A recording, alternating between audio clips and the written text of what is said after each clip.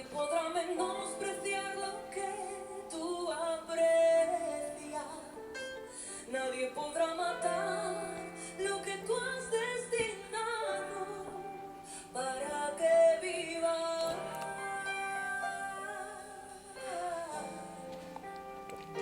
Nadie podrá robarme la esencia de hija. Nadie podrá menospreciar lo que tú aprecias.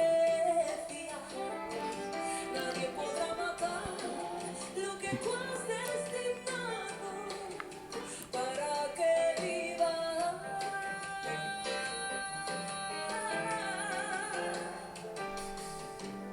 Tú, el que me llena por completo, tú, el que me habla en el secreto, tú, el que levanta mi cabeza, el que resta. You, what up, what up, what up, what up? So I'm back on. So we are, I like doing this. I have nothing to do so with my time, so I live a boring life. It's all good.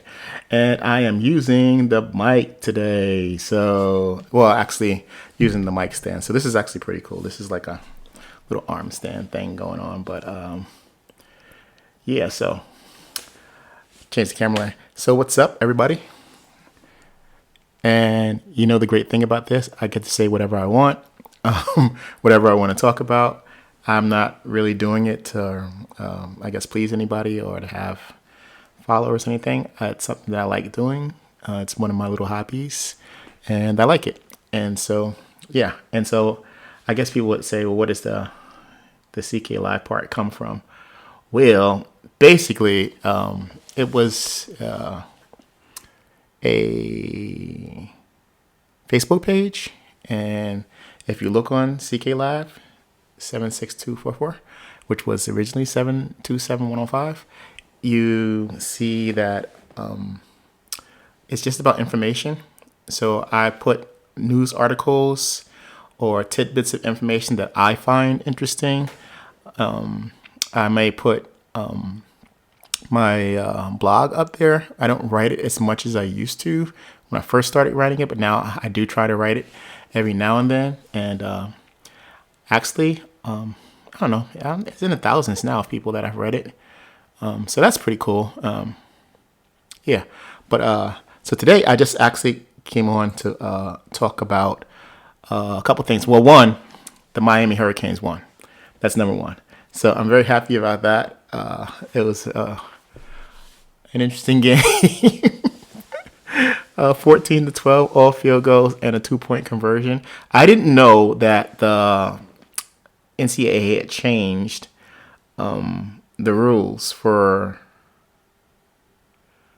overtime. I thought that the ball was automatically placed on the 25-yard line and that the teams would alternate and attempt to score touchdowns or field goals or whatever the combination is. And the team that didn't score the last one, like if you scored a touchdown, then the team that got the ball in 25 and they didn't score a touchdown, the game would be over.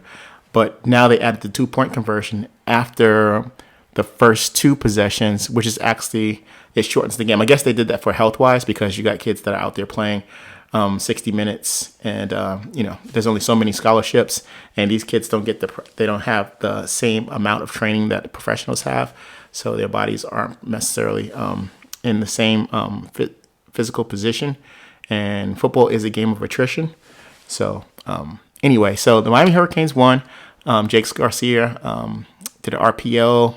He did a bootleg, and that he dove into the end zone. Super happy for them. So they're at 4-4. That is my favorite college football team. My favorite team, professional football team, is the Dallas Cowboys. And of course, I live in Texas, but I grew up a Dallas Cowboy fan, and I could talk about them forever. I mean, we can go back to 1969. We can talk about wide receiver Renzel, Bullet Bob Hayes, Bob Lilly, the Doomsday defense with Randy White, Harvey Martin. It's interesting. My favorite player back then he wore number 4. No, was it Charlie Hughes? No, Charlie Waters.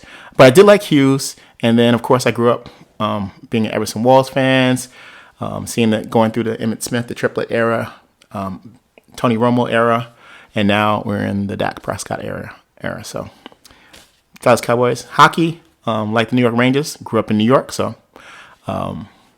like the Yankees. Even though I was born in Florida, so that's the Miami Hurricane connection. But the Yankees and the Rangers were my team in New York. I don't know if people remember, back in the day, there was an MLS, not MLS, it was Indoor Soccer League. And so my favorite player was Shep Messing. And they used to play at the Long Island Coliseum.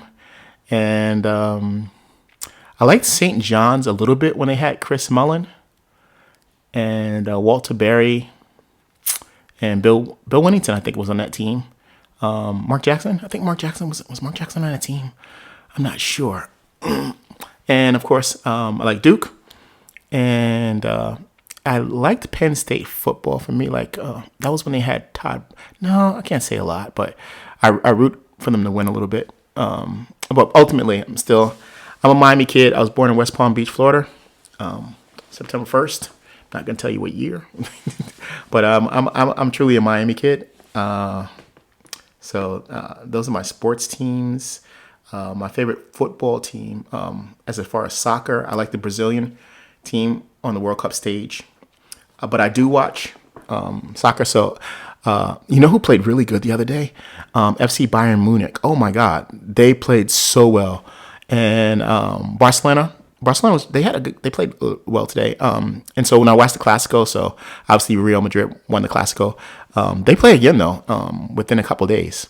So I like football. And I've been to the football games here, so I had the opportunity to see the game between Tigres and FC Dallas. That was a good. It was more a great atmosphere because it was a friendly. But as far as the game itself, it was okay. The game was okay. It's not the same level as La Liga, or even for that. Guy's point would be the Mexican leagues or some of the Latin American leagues. But yeah, anyway, so it's really, really great. And of course, some people like Manchester United. But I like football. I like swimming. So we can go back to, Summer Sanders. Yeah, I was big with Summer Sanders, Michael Phelps, Aaron Lachie. Really like swimming. I swam on a swim team, played baseball, ran track. So I started following track during the Carl Lewis era, 1980 something. So yeah, Carl Lewis, Flo Johnson, what's his name? Michael Johnson. So I like track, ran track, played soccer, played baseball, played football. For most people that don't know, I was size at junior high school. Wore number 33, so that was pretty good. What else did I do athletically? Besides, yeah, I played soccer, baseball, football. I didn't play lacrosse because I could never get the hang of that. But anyway, so that gives you a little bit of my sport. That's kind of my love for sports, but mostly it was the Dallas Cowboys. We used to love playing football all day long. Me, Derek, his little brother, Andre, Daryl, Steve. We play football from 8:30, 9 o'clock in the morning to 8:30, 9 o'clock at night on a Saturday. We wait to get out. I couldn't wait to get out the house, and we play football and we eat quarter waters, what we call these little juices, with these little 13-cent cakes. We'd play until we tired. We run down to the corner store, and then we get done. Then we come back and we'd switch up and we'd argue and we'd tussle. And growing up, it was fun. Anyway, that part of growing up was fun. We was poor. I mean, dirt poor.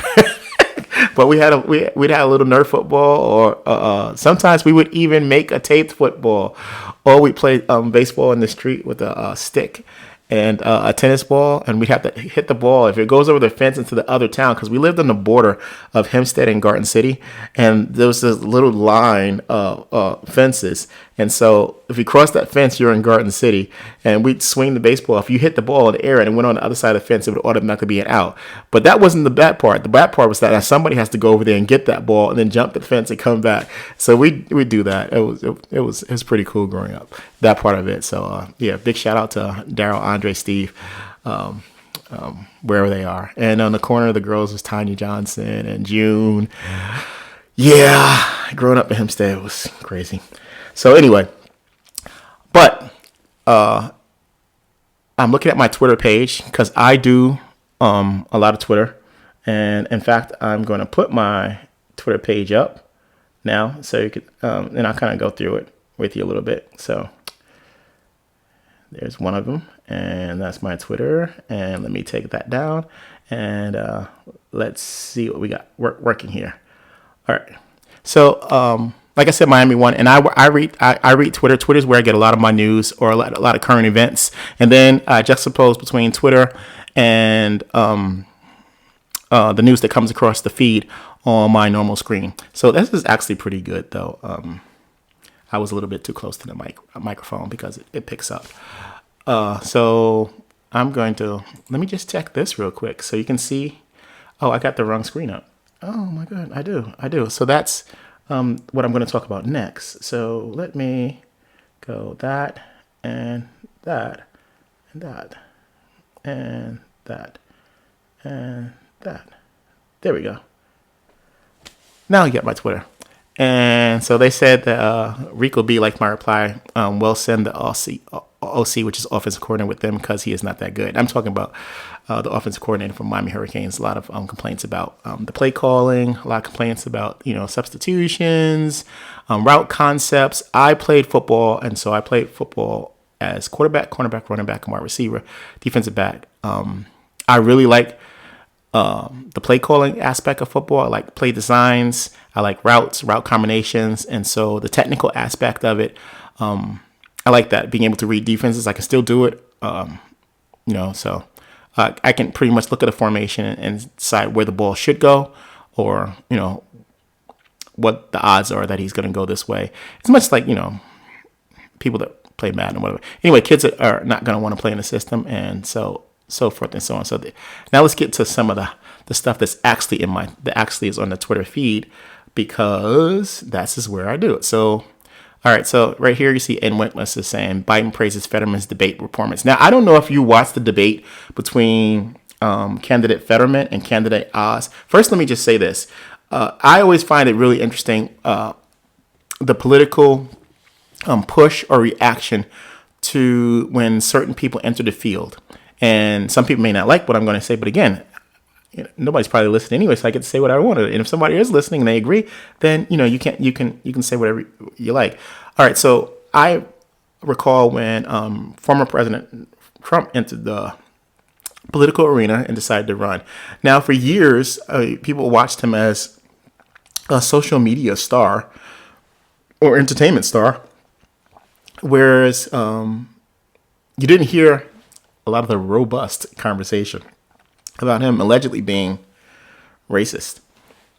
Whether he is or not, that's not the issue. The issue is that was never prominently put out there. But it's I find it interesting that the minute that he enters the political arena, all of a sudden, all of his affiliations that he had with quote unquote people of color, and to be technically correct, that was kind of thrown to the side. It's like, no, don't believe any of that. This is the real deal. And so the reason I make that point is because Fetterman and Oz, Mehmet Oz was a key analyst, medical analyst on national TV for many, many years. So he brought that cachet of goodwill and his followers to his political campaign. But now that he's a political candidate running for Senate in Pennsylvania, it's interesting the way the media tries to portray him like all of a sudden he doesn't know what he's talking about. Don't listen to this guy and so forth. But if he was not in this arena, Anyway, so if you watch the debate between candidate Fetterman and candidate Oz, I think that it was interesting. It is, in my opinion, clearly revealed that candidate Fetterman is suffering from some health problems, and I want to say it that way, but also there's a line of demarcation that makes it very, very clear about the political stances between certain parties and certain political candidates. I was reading today on Twitter, and this is a good question to ask. And so you see a lot of the people having, or institutions, particularly educational institutions, that are implementing events described as friendly. These events happen to be people that are in drag, and they're saying these are child friendly events. And the question that someone posted today, which I thought was really, really well, was not so much that, there should be child friendly events, but why do people that are exercising their personal sexual preferences, why do they want children to listen to them and be in front of children? And I thought that was an interesting question, because if that is your sexual persuasion, your lifestyle, and so forth, then wouldn't you rather be in front of people that are actually not promoting and are more willing to assimilate into your lifestyle instead of 8-year-olds and 7-year-olds? And I think that's a good question. That's me personally. I think it's a good question.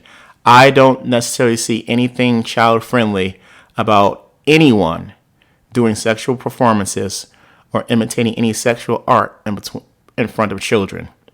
I don't care if you're straight. I don't care if you're LGBT. I don't care if you're alternative. I don't care whatever your sexual preference is. I think you should leave children out of it. That's my personal opinion. So anyway, so I thought that was really, really good. So as I'm scrolling down Twitter, you see right there, Lee Zeldin. He's also a candidate running for governor in the state of New York, where I grew up at. And this was an event as Governor Ron DeSantis was there. So there were thousands of people there sitting in New York that came out in support. Going down, let me see what else we got here. That's James Carville. He's a political analyst. That's Knight Kelly's mom and him for the University of Miami. It's now FSU week, so that's right. That means go the U. Miami Hurricanes are going to be playing. I'm turning the camera again. So Miami Hurricanes, put it so you can see it. The U. It's not the U, but it's the U. So they're going to be playing the Florida State Seminoles this coming week. So go Canes. And this is another thing. It is Halloween week, so you see a lot of the decorations. Even in my neighborhood, I see a few where I live at here in Keller, Texas, and I can't say I know, but I was driving down the street and I saw pumpkins. I think that's what they're called, pumpkins, and things like that in church neighborhoods. Now, I will tell you this: I can't say I never, but the only time that I've ever gone trick or treating was once in my entire life. I don't do it. I never really had a desire to do it. Now, of course, now that I'm older, I definitely have no inclinations to do it. I'm not really into witches and goblins and things of that nature.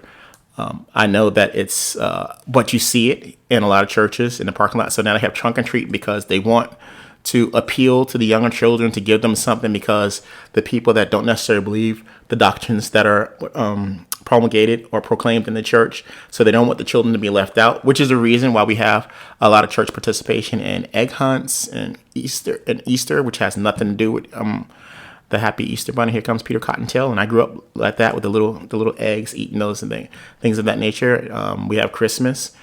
That's a whole discussion in itself, but Christmas has nothing to do with Christianity. I will say that, and you could argue me up and down that. But if you would like to, I would advise you to read a book called "The Life of Jesus Christ," "The Life of Jesus Christ," "The Life of Jesus Christ," "The Life and Times of the Messiah." Anyway, it's by Alfred Edersheim. And then there's another one by D. Farrar, The Life and Times of Jesus Christ. Clearly, you will know that Christmas has nothing to do with quote-unquote Christianity, the Christian religion, the Christian faith. You might also want to read, what's the name of the book? Sir Robert Anderson. No, that's dealing with the Daniel prophecy. The other book. I'll remember it. The Babylon, the Babylon something. I forget it right now. Anyway, So so when I'm driving on the street and I see a lot of these things, and I know it's possible that people may knock on my door, and I try to be as non-offensive or inoffensive as possible. I don't believe in it, so I don't support it, which means that you're not getting candy at my door, point blank. Some people say, "Oh, that's so rude and that's so understanding." If I had a child, I would not bring my child up to take part in these things. I don't. You can ask this. You can ask my sisters and my family, everything. I don't even really like giving gifts. I don't. I don't. I think my personal opinion is that you have 365 days in a year. If it takes just one day for you to tell people that you really care about them, then maybe there's something wrong. So I think that each and every day can be your Christmas. Each and every day you can be able to give somebody something. Each and every day you can show people that you love them. Each and every day. Why do you have to wait for that one day? And maybe that's a strong stance. I don't think it's such a strong stance. And I think it's a realistic stance because if you're in a family, you're going to show them each and every day that you really care about them. And you know, no matter, and I understand that families don't always talk and don't always have the lovey-dovey feelings and like checking in every day. And I admit I am not one of those people. But you're there for each other. And you know that you're there for each other. In fact, I had a conversation with somebody in another country about the stick togetherness of families, and it was just one of those conversations where my sisters and my family live in North Carolina. Here I am, I'm in Texas, and they were telling me about they have people that are here in America and they're trying to come to America, but at the same time, the people that are here in America won't help them. And I said that's really I don't really know the dynamics of everybody's family. I get it. I get it. It happens. But nevertheless, when I think about that, I said, when push comes to shove, if my sister was homeless, then she could just come here. I don't know. When you would say, well, but are the resources, are you able to afford it and so forth? I say, well, the first thing is that you do what you can do with the problem. Then you worry about the rest of the things after that. And so if I had a family member that was in country that was being displaced, similar to Venezuela or some of the people that are in Cuba, Nicaragua, that are attempting to come across the border because they would like to have a better life, a better quality of life, hope and opportunity for the future for them and their children. And I had a family member, and I was their family member, then it would be behooving upon me as a responsibility, I think, I would say, to help them in the way that I can. And if I chose not to, then of course that's a personal decision. Nevertheless, but if it was my direct, immediate family member, my sisters or my mom, then I don't really. But I think culture has a lot to play with that, and then the closeness of families, and there's so many dynamics that go in that, and so you don't know the entire story of everything that has happened. So, but it was just a conversation that was being had and was being thrown out there. All right, so. Another event that happened was ex-president Barack Obama. I think he's 44. Let's see, yes, President Trump's 45 and President Biden's 46. He was 44, so he had an interesting event. There was some kind of verbal jostling going back and forth between President Obama. I think he was stumping for candidate Fetterman. And the Pennsylvania candidacy, if you have not had the time to listen to candidate Fetterman speaking during the debate, and you do, then I'm not going to give you my opinion. I'll just say watch it. I think you'll come to a nice opinion. And here, Herschel Walker, who is running as the Republican candidate for governor in the state of Georgia, he's responding. He's responding to some of the criticisms by President Obama. He says, where has he been? He's been in his nice house while nobody can afford grass or groceries. I think it's interesting that Herschel Walker, who came to prominence as a college running back, which when you first hear about him at the University of Georgia, played in that big Sugar Bowl game down there, had a great game, then became drafted, went to the USFL a little bit, if I remember the story right. And then from the USFL, then he went and played with the Dallas Cowboys, so Jimmy Johnson came in and made the big trade that springboarded the Dallas Cowboys, their Super Bowl years in the early 1990s when they traded him for 13 players to the Minnesota Vikings. After that, he definitely had. He says, I don't know, but he says during some of his campaign that he had some battles with mental depression and some mental health issues. And here it is now, years later, that Herschel Walker, through all these years, is now running for governor, not governor, excuse me, state senate against the current state senator Raphael Warnock in Georgia. So it's an interesting story. It's an interesting path, and it's an interesting life.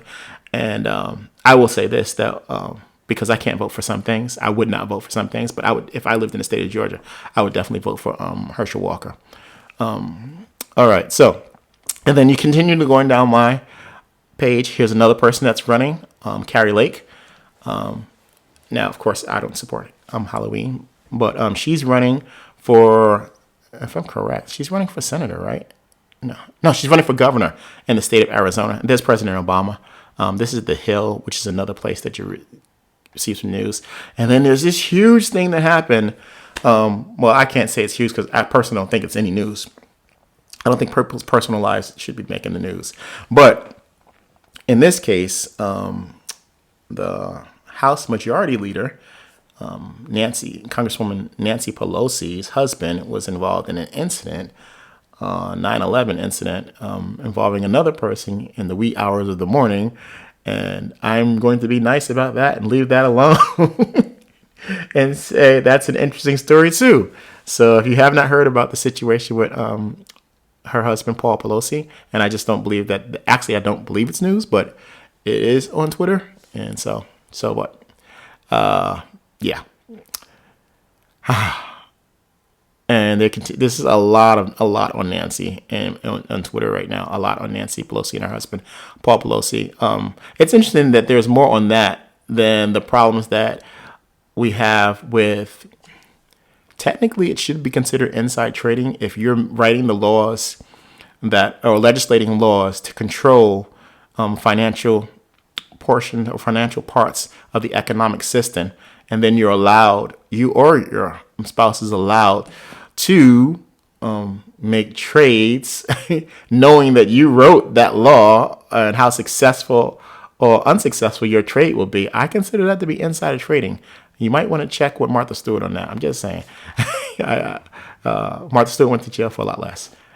Okay. Goodness. This is more of the stuff on Twitter. The Brandon Tatum. And then, of course, Elon Musk has now become the official owner of Twitter. And because Elon Musk has become the official owner of Twitter, there is definitely some pushback from the liberal and progressive side of society. No, I would not say side. I would say from particular portions or political leaders or those who back certain liberal positions have been vocal about Elon Musk's now with his buyout of Twitter. So that's an interesting situation too. Kanye West is back on Twitter. Babylon B is back on Twitter. And so the argument goes about speech. And gosh, it's political, but it's also necessary to talk about it. The Constitution, the First Amendment, free speech. And what does free speech allow? And then censorship. So there is a huge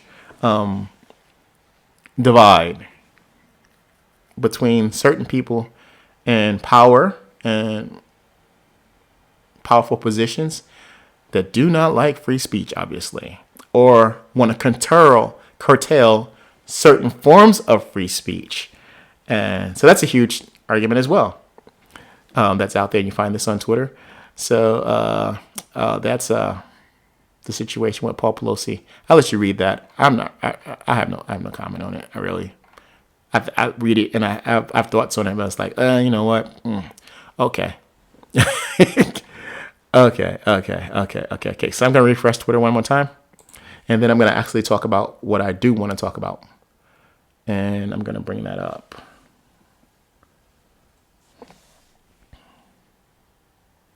All right. So you see my Twitter refreshing on the right side of the page. Yeah. And let's see if anything new came up worthy of conversation. I don't see anything new. I know in school we talked about social justice and Title One. So I have two articles that I need to write. And then I wrote an article about Plessy v. Ferguson. I don't know if people know too much about Plessy v. Ferguson and the test case about the Separate Car Act of Louisiana. Louisiana at the time in 1892 had a large mixed population. And so Plessy was considered 7/8 white and 1/8 black, and that he entered a rail card, and then the law was pretty clear that it created the separate but equal clause. Excuse me, where if you're a white passenger entered on a rail car, you were assigned to a white car, and if you're a black passenger, you were assigned to a black car, which means that if you're a black and you're assigned to the black car, you could not go into the white car. And if you're a white and you're assigned to the white car, you couldn't go into the black car. So there was a legal challenge to the case against, and the justice at that time was Johnny Ferguson. Plessy lost the case, at the appellate level, and then he got a writ of error, and which became writ of certiorari. The Supreme Court actually heard the case, and it was decided 7-1 against Plessy, stating that, separate but equal clause did not violate the 13th and the 14th Amendment. Of course, this goes on to basically legalize that clause, which also is considered by many to be the beginning of the Jim Crow era. The Jim Crow era laws, if you remember, after the Emancipation Proclamation, when blacks were freed, many of them were left to be homeless in the streets, and there were laws that were written that said that they were vagrants or vandals, then they could put them in prison, and then bang, whammo, you get the industrial prison system. If you go down to Louisiana right now, you will still see remnants of the industrial prison system that was established during the 1850s. So you can see how things have played out. Of course, we don't live in that time and that era right now, but there are still certain feelings and segments of society that believe in a divisive society, or a society that should be divided or segregated. Nevertheless, in 1954, Brown versus Education, they strike that down, and then we have the civil rights movements of the 1960s. So Plessy v. Ferguson passes the law, but for decades, that was the legalized way of separating whites and blacks, and using police power.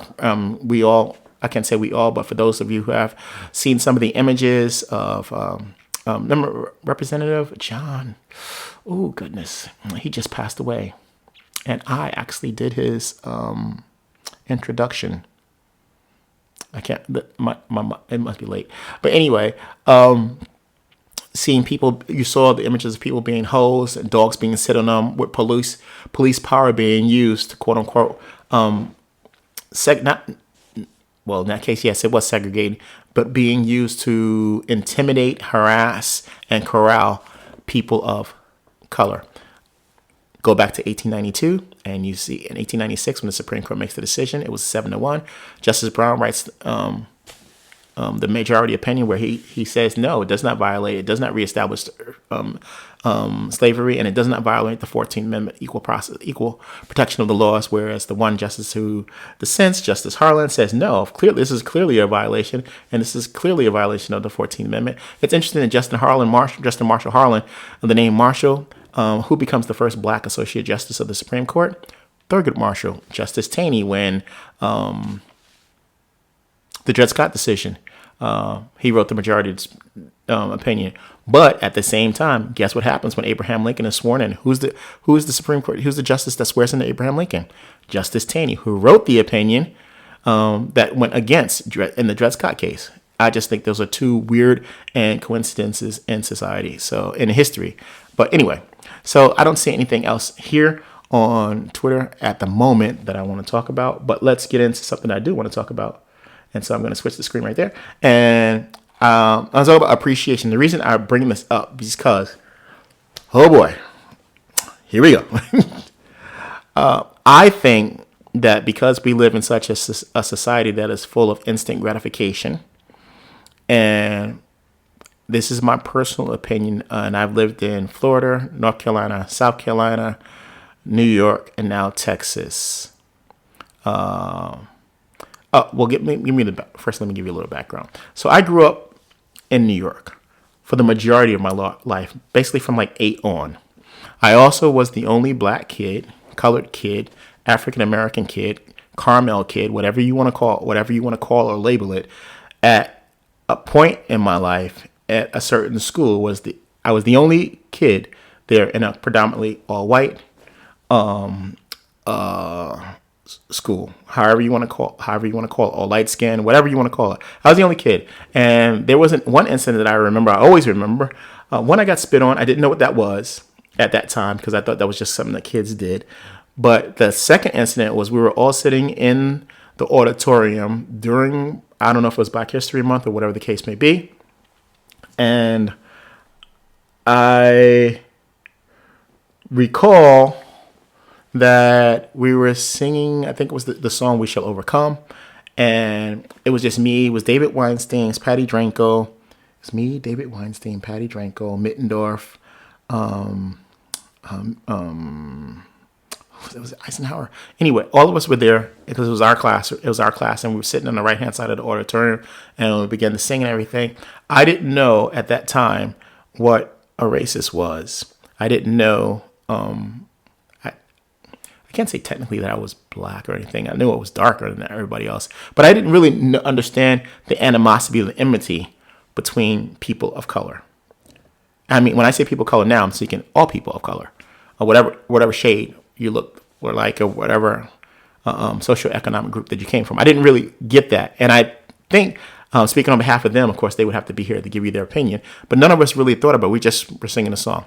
Flash forward to maybe like 19 or 20, when my first experiences with racism. Now, I thought that when we were kids, 14, going to Levittown skating rink, that some kids just didn't like us. I didn't know that they didn't like us because we were whatever. It's like some kids just don't like you. And that's kind of the way that we approached that. So 19 was the first time pretty much that I actually started seeing traces or evidences of the racial divide in my own personal life. Okay, so now coming back to the appreciation, and if you see on the right-hand side of the screen, actually, this is what I really want to talk about, and I'm looking at Twitter at the same time. I just think that appreciation is so important. Like, I appreciate my mom today, and I will say that because there were periods of my life where I did not get along with my mom. I can say clearly, I did not like her. She knows this, so I'm not saying anything. I didn't like her. I didn't like the way things were going.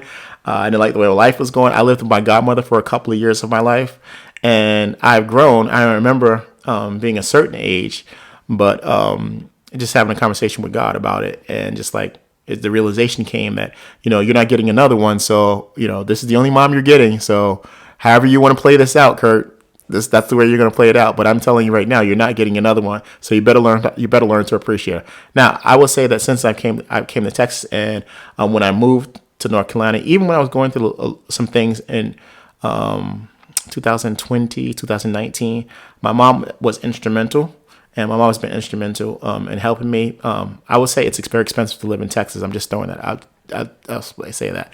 So my mom has been there. Now, am I the type that I speak to my mom every day? I will clearly, because I would be lying. I do not. Do I speak to my sisters every day? I do not. Probably should. I live in my own bubble for the most part. But I can tell you this, that I am very appreciative today. My mom did not throw me in the garbage basket. And I really feel for the children that has happened to. I believe that she did the best that she can with the abilities that she can, and if she didn't, that's between her and God, and only her and God know that. But I can say this, that looking back, I think that I came out all right. Probably was scared a little bit growing up. Thought I wasn't gonna make it, but somehow or another, I'm here to tell the story. That being said, I was speaking to some other people, and I just thought that appreciation is something that really should be talked about, because I don't think that we do that enough. I think that because we live in a society where it's based on what have you done for me lately, or everybody get your own. We live in an individualistic society from a certain point of view, and that spans across ethnicities. And I will say that because certain ethnic groups, see things differently. I always think that I was born in some degree, probably in the wrong area or of the world because of my personal views and my world views. I definitely know because of my religious views. And for those that are when you're around me, I don't know. I guess people can just feel it. I don't know. I don't really have an answer for that. Nevertheless, appreciation is something that we should do. So I see right here on the screen, it says 10 reasons why we should appreciate. So number one, the first thing is self-esteem of others. And I think that's true. And I'm not reading that part, but I'm just going by the points. That when you appreciate someone for doing something for you, I think there is value in the fact that people need the feeling of being needed. I spoke to, this is when I was working in Western North Carolina, and I did not understand the cultural landscape between a person that grew up in New York as in comparison to the person that grew up in Western North Carolina. In fact, I was talking to Bishop Hood the other day. We had a long conversation, and one of the topics that actually came up was how I deal with racism to a large degree. I think, and it has been my practice, that I look at some people as they don't know anything else. And the reason that I say that is because racism is more than just a culturally accepted practice. It is a taught and learned method. Simply because if you take children when they're young and they don't have any of the ideals, concepts, moral values, or the prisms through which their life is going to be led through, they don't have these problems. So it's a learned behavior. It's something that's taught and something that's passed down. And you can argue with me up and down, but I will kid you not, put kids in a sandbox and they'll get along perfectly well. They don't know the difference. They just know that they're playing with another kid. And I think some of that childlike behavior should be part of our own life when it comes to dealing with people of the ethnic groups or quote unquote colors. Unfortunately, we find that it's promulgated not only through regions, but through media, and it becomes problematic because when something is learned and ingrained, it's hard to change that. As the Bible would say, train up a child in the way that he should go, and he will not forget, right? So he remember that in its old age. So it's a spiritual principle. So if you teach people how to hate people for whatever reason, or how to have indifference towards people for whatever reason, it's a learned behavior. And as they say, a habit. If you do something for 30 days, it becomes a habit, and it's very hard to break habits. So it's a habitual behavior. And I look at habitual behavior in this case as something that they don't know any better. They don't know any better. That's all they've known. That's all how they acted. And I don't say I necessarily excuse it, because once you find out that it's wrong, you have the ability to change, but it is hard to change. It's hard for people to work out. So it's hard to change these learned behaviors and these habits that we built up as humans. All right. That being said, there is getting back to what was told me when I was in Western North Carolina, that I was talking to she was HR too. Yeah, she was in HR, and we were talking about relationships, and I was saying, what's going on down here in North Carolina?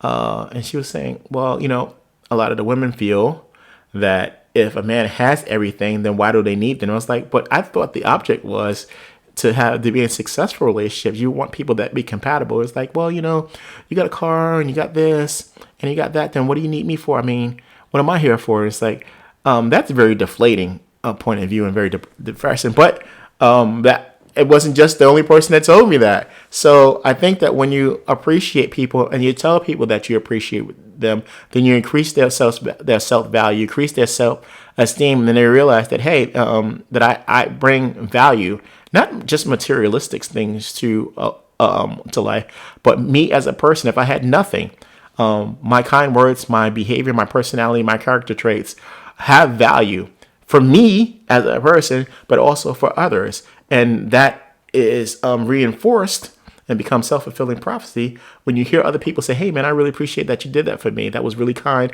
I didn't see that coming. And I just want to let you know, in case nobody told you, that, yeah, man, that's special. There's nothing wrong with that. That's a word of encouragement, literally, biblically speaking. And I think that we need more in that. So part 2, it improves relationships, which we just talked about.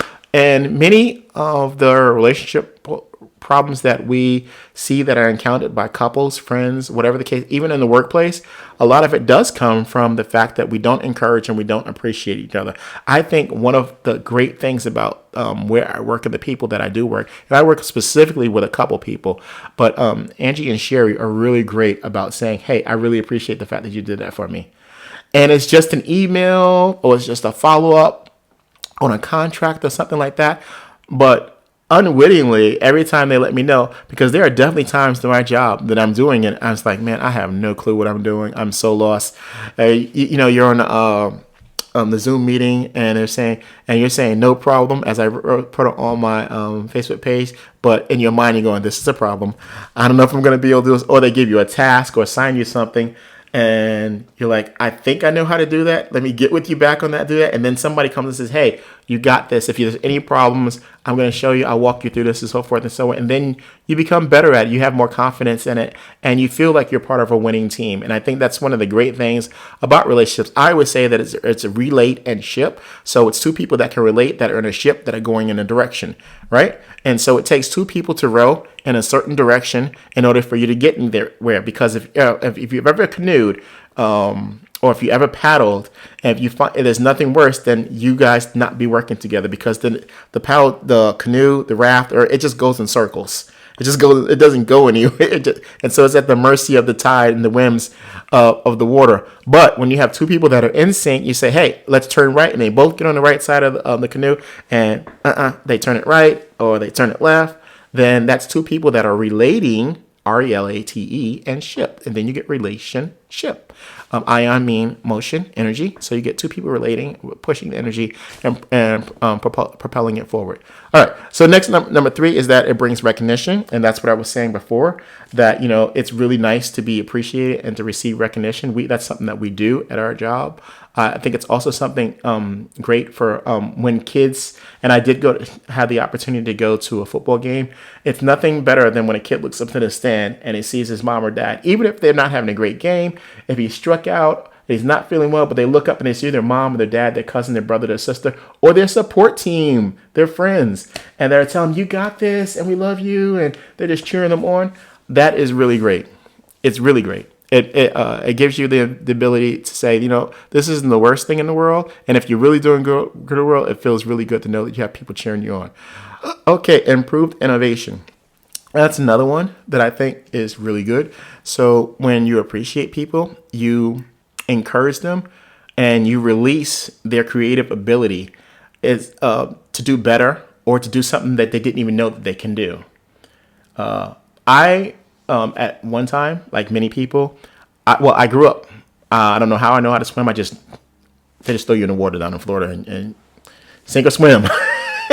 But you just swim. But the one thing that I, like any other kid, is riding a bike, right?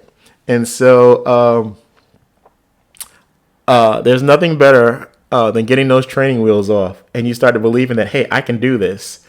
Because you're out there and you can't get the balance, and I remember one of the best feelings that you had as a kid when we had our bikes was riding with no hands and being there in the saddle and just paddling and pedaling, with no hands. You could eat, you could drink with no hands. That was like ultimate style. When you had your 10 speed, and all 4 of us would be running down the street, and we could literally almost turn with no hands, because people tell you that you can really ride a bike, and you believe it. You start believing it, and then you just start doing it, and he's like, yeah, I can. I'm nice. All right, so and that just promotes number 5, strengthening excellence, what you just talked about, and increase productivity. And then the other one, here's the other one: it increases trust. When you know that people believe in you, and people that are confident in you, and they have your best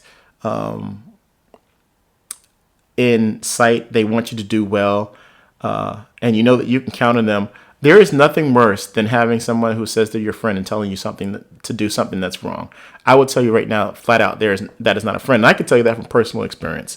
So I think that the real and true friends that you will encounter in life, and I don't believe that we have enough time to have thousands of friends. I know it's really nice to be popular and have 1,000 Instagram followers and thousands of people on, what's the other one, TikTok or whatever social media or friend, Facebook or whatever the case.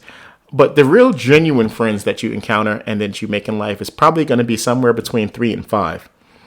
Simply because life only affords you with that opportunity to develop the deep and intimate relationships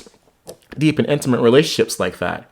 And if you don't think that that's true, then go back through your life right now and say, how many really deep and intimate relationships that I have? And I don't mean intimate as in physically. I mean intimate with people that you could trust, that you can count on, that you can rely on, that were emotionally there for you, that gave you great advice, that were there to support you, that were able to tell you when you were wrong, that were able to convict you as well as console you, as well as to encourage you, that you would tell things that you wouldn't tell, because everybody has that certain couple people that tell some things, and then people that you tell peripheral things, and so generally that's somewhere between 3 to 5 people, and most people's best friends are generally the people that are around them for the majority of their life.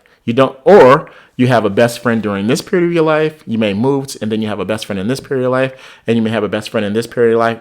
Nevertheless, the friendship that you developed and cultivated over those years will always be there. I had a friend named Christine Achinger as a high school, and I could call her 10 years later and pick up the conversation and said we were still talking.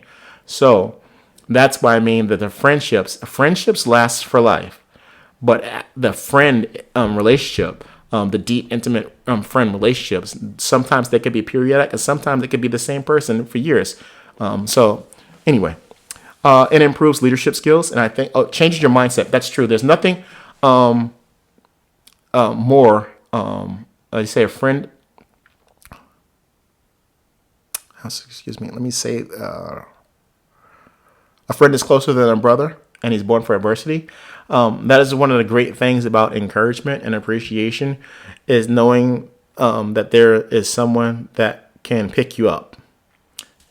A threefold brand is not easily broken. And I think that life is such that it can wear you down, and we all need a pickup. And that pickup is often through someone.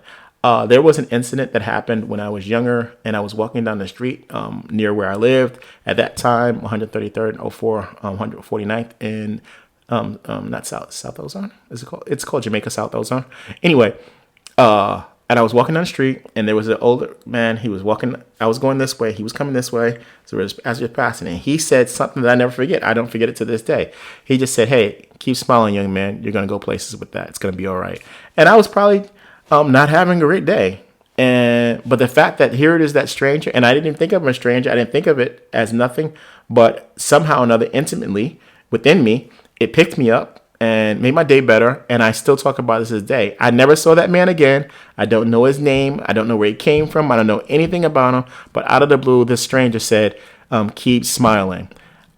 When I was younger, I can't say it was depression, but what I will tell you is that I did cry myself to sleep on many, many nights because I didn't understand a lot of things that were going on in my life, things that were happening. So I cried myself to sleep, and I always thought that the next day was going to be better because I would forget about the day prior.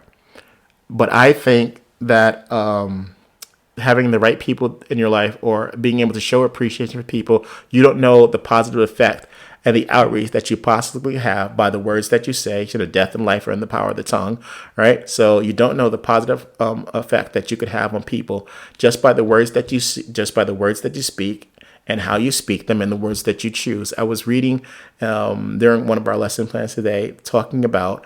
What's inferred is that people that come from socioeconomically disadvantaged environments, particularly homes, poverty-stricken, the children, when they reach school age, have less of a working vocabulary than children that come from more affluent homes. There is truth to that, and because they have a diminished vocabulary, then some of the words, structures, and concepts that they encounter in school are impediments and create, it is its own form of learning disability.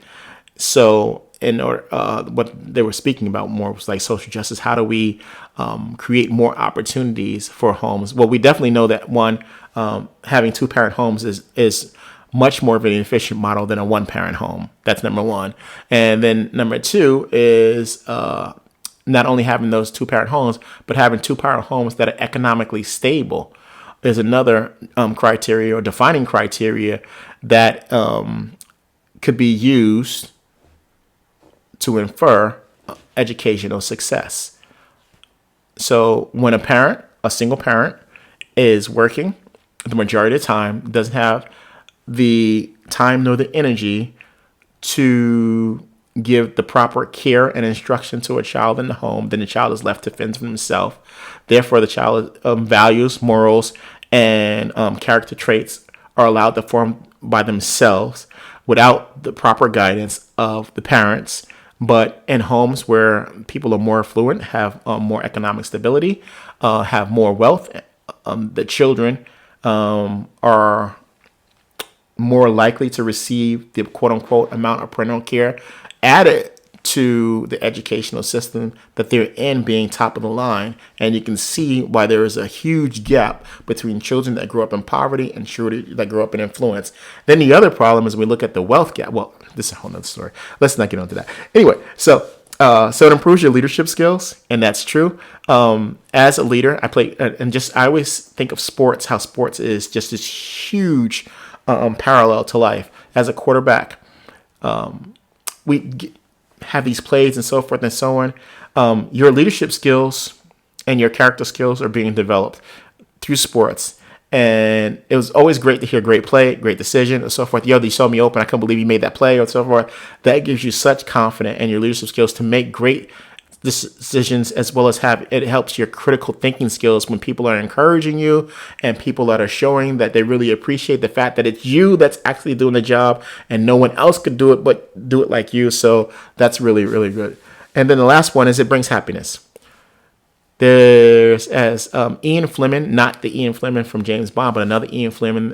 He's a writer in Australia. Got to have an opportunity to talk with him. But one of the statements that he made that I will never forget, and I always have these little tidbits. But Ian said this statement, and I will say it slowly and then explain it and say it slowly probably. So Ian says that the happiness is when the haps of life happen happily. So I'll say it again.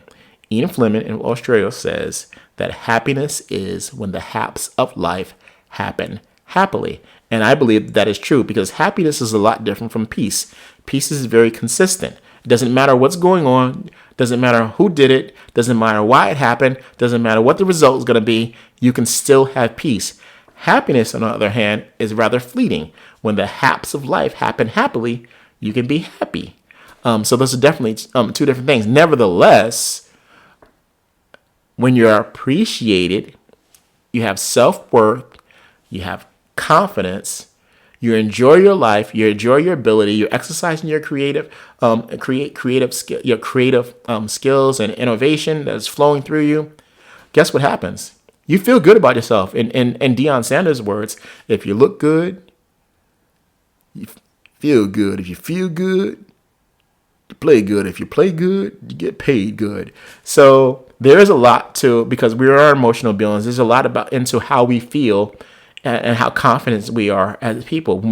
I don't generally know too many people that are depressed that act confident, right? So there's a correlation in how you feel into how you act and your exuberance, your vibe. There's people say, man, you just got a good vibe about you, man. I love your vibe, right? Speaking like Jamie Foxx, I love your vibe, man. I'm just like, I'm into you. I'm just into how you go about your business, man. And I think that has a lot to do about the positive effect of you. Much like they say, people with great posture promote positivity, and people with slumped posture promotes negativity. So our posture also, and our posture is influenced about how we feel about ourselves, as well as how the world sees us and how people feel about us, without getting into skeletal issues. All right. So that's what I came on really to talk about. That is why we feel the way we do. And yeah, it's good to be appreciated. And I think that we need a little bit more of that instead of constantly taking and constantly taking and taking and using. So there's a lot of that. There's a lot of that, right? There's a lot of taking. There's a lot of using. There's a lot of abusing, whether it be at work, home, your personal relationship, your personal life, and even in the church. And I'm definitely going to have the opportunity to talk about some of that with Bishop Wood. We're going to talk about some church stuff. Plan on having a few talks about God, the church, and you. I'm one of those people that think church should be fun, but at the same time should be informative, and that it should be inclusive within the biblical guidelines that God gives us. I just think there's a lot more that we could be doing. We had this conversation, which I guess we'll talk about as an hour in.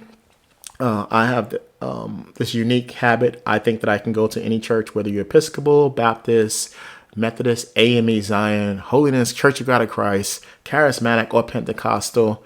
It doesn't matter. It doesn't matter. 1 Corinthians chapter 15 it made it very clear that what we believe. I think you should be able to go to any church. And I did say this, and I got a chance to talk about this to not only Bishop Woods, but even to Sherry. There's a church in almost every corner in Texas. There's a church in almost every corner in North Carolina. And I'm just going to point out later. There's no way there should be this many people that have problems, issues with races, and at the same time. And even though it's forgivable, there is no way there should be this many people that have this problems with race. In states like this, and with churches on every corner, if you can get up and speak the word, so forth and so on, but you don't, that ain't God. I can tell you that right now. That ain't God, and we need to change that within the church family. So that's all I got for you. Yeah, that's all I got. And I'm about to get out of here because I'm ready to go. And I probably need to write my essays. And so that's all I have. I hope that we do more appreciation. I think appreciation is good. And I hope that, if anybody listens to it, it doesn't really, again, I don't do it to watch my followers and stuff like that. But I do it because I enjoy doing this. And I hope that we learn to appreciate each other more. Whatever you're doing, hope that you do it well, and God be with you. And that's all I got.